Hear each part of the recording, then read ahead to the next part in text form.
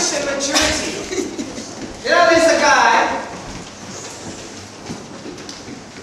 You're finding it difficult to see that, isn't it? Now, there's a guy at Malani.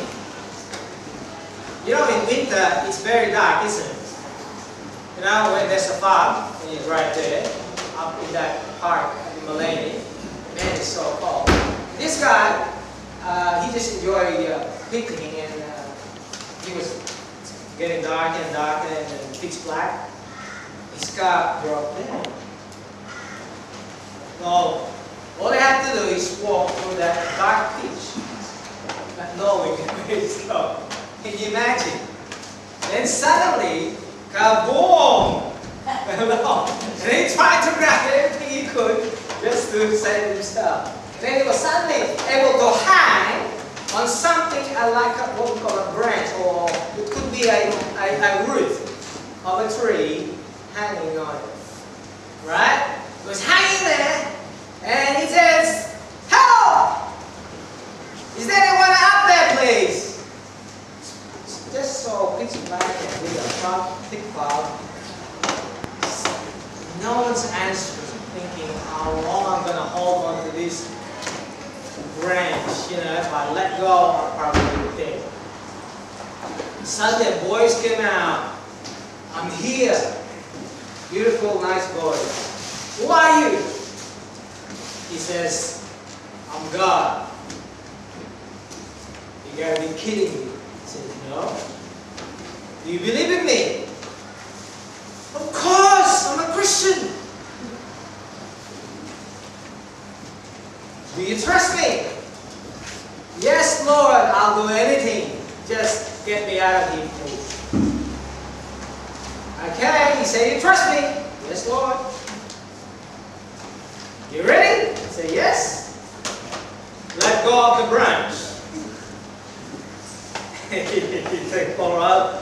He's a man, he's very logical, you know. "Help! Is there anyone up there?" And this guy is hanging until the sun came out. 5 o'clock in the morning, sun started to rise, still fog. You can see the bottom. 7 o'clock, and he's still holding it. And God says, "Man, you're very, very patient there out there. Eh? You're still holding on it. Didn't I tell you let go of the branch?" "Yeah." You say you trust me. Well, then you look down and see for yourself. And when you look, it's just 1 foot above the ground. We laugh at that story, isn't it? But that story hit home sometimes. We say we trust God, but do we really? When in a sticky situation. Now, today we're going to continue about maturity in Christ. How do you know that you are progressing? How do you know that you are maturing in your relationship with Christ? And so, in our memory verse it says, "We proclaim Him, admonishing and teaching everyone with all wisdom." What is the purpose? So that we may present everyone perfect in Christ. Now, you might say, "Wow, that's a bit too much." You see, the Apostle Paul's primary goal in his ministry was to present every man and woman to be perfect in Christ. So you probably say, "I'm not going to be perfect." Well, the word perfect in Greek, it means to be complete, to be mature in Christ Jesus. To be spiritually mature and to be spiritually complete. Doesn't mean you're not going to make mistakes. Did Paul make mistakes? Okay, so Paul's view of the church was so amounted with conflict, as if like he said in verse 1, "I am in agony for you." Can you imagine that emotion? He has this constant fear for the Colossian church, because this Colossian is so growing.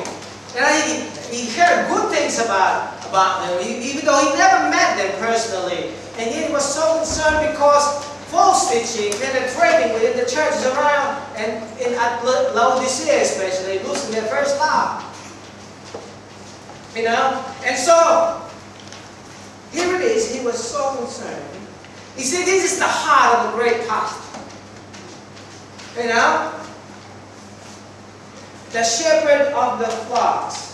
You see, Paul's main concern for them is that their maturity in Christ, so that they continue to grow in Christ Jesus. You see, for Paul, the gospel must be preached. And the teaching must continue to go on, so that they won't be deceived by false teaching.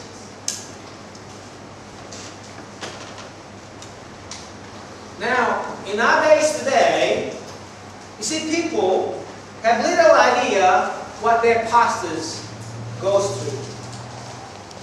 When there are lots of going on in the members, when members have conflicts, when there are gossips in the church, when there are sickness in the church, when there's death, when a marriage is on the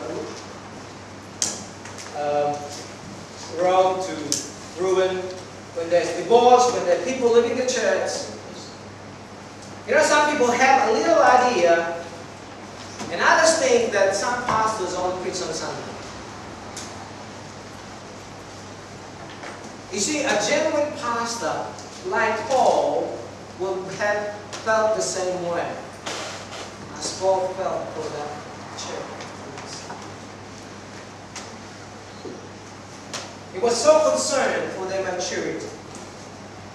And so how are you going to know that you are mature in Christ? So let's look at the signs of spiritual maturity. Because I guarantee you can be Christian for the rest of your life, and yet you can be baby Christian. And so, signs of spiritual maturity, verse 5. 1 to 5, we'll see that. Now here is when there's a sign, is you will start a genuine concern for each other. Okay? Alright, can you go back to the first one? Genuine concern for each other. Is that where that community start to build? You're not only concerned for your own spiritual maturity, but concern for your brothers and sisters in Christ. Those people there that you haven't seen today or the next week, say, well, we're going to make contact with you. Instead of you going every Sunday, sit down and, oh, that's a good sermon. No, you have a concern for those people. And here we see, I want you to notice in verse 1 that prayer in the life of the church is so vital. It is so important. You see, when the leaders of the church and the church members become lax in their prayer life, I can guarantee you the enemy is going to strike, and is going to strike strong. It concerns me when a church becomes slack in our prayer life. We remove the shield. The enemy can penetrate and create division. So we need to be in prayer. And Paul here, the good thing about Paul, even though he never met those people, he stayed praying. Isn't that a good sign of a person growing in Christ? No, you only met them once, and then you stop praying for them. Because you don't know what's happening in their own lives, isn't it? You know, people can say, hey, can put a big face, and when they go home, there could be a big turmoil happening within their own family.